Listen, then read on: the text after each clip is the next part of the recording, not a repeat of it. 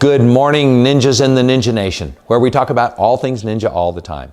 This is Peter Parneg, Ninja Selling Instructor. Let's go ahead and finish the 16-step seller process.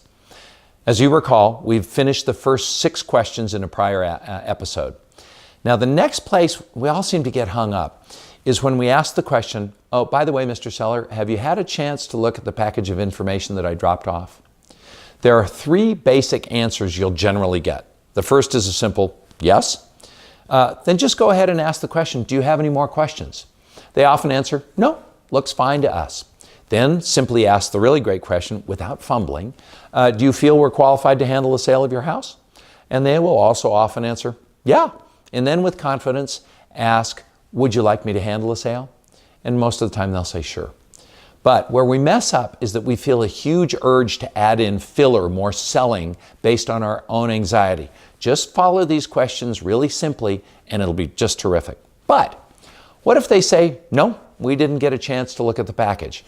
Or, well, we do have some questions. Then no worries, act like a ninja and ask the question. Don't make the mistake of moving into full-on presentation mode. Instead, ask the simple question, so I make sure that I cover what's important to you. What are the most important things you want to know about what we do? The big lesson here is that most of the time sellers just have 1 or 2 concerns, which you can answer pretty simply. Now here's a note. Don't forget that the 4 personality types will really reveal themselves at this point. Pay attention to what they say and how they act so that you can answer at the level of detail that they want. And yes, the perfection person right at this moment might just pull out a spreadsheet of questions. If they do say yes, we feel you're qualified, then the next question, what are the key things you need to know in order to move forward, should be modified slightly. Are there any things that we need to cover in addition to pricing, is what you might ask. They usually answer no, then step right into, great. You know, 1 of 3 things will happen after we go through pricing and any other questions that do come up. If this is a repeat customer, don't do the 3 things piece. It'll be offensive to them. But if this is a first-time seller, stick to the process and go ahead through the 3 options here.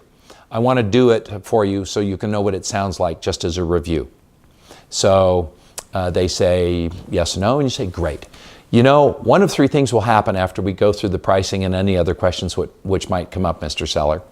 After I answer any of your remaining questions and we go through the pricing, you may decide we're a great fit and you'll choose me.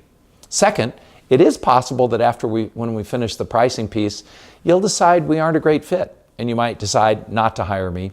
And third, if after the conversation about pricing, I don't think I can help you achieve your objectives, I might decide not to take this listing because really it wouldn't be right for me to take the listing knowing deep in my heart I can't get you to your next destination. Shall we go ahead and see where we are? I think if you say it with this sort of gentleness, it really is pretty powerful.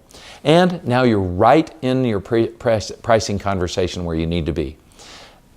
The next 6 questions about pricing, by the way, are really wonderful. Please don't skip them. So, if you've got a listing consultation coming up this week, go ahead and try this thing out. If you don't, make an agreement with yourself to practice it. Because when you get in front of a seller, and by the way, take the form and answer it, use the form, you want this to flow nicely and easily. So we'll see you next week, and until then, remember that this stuff works.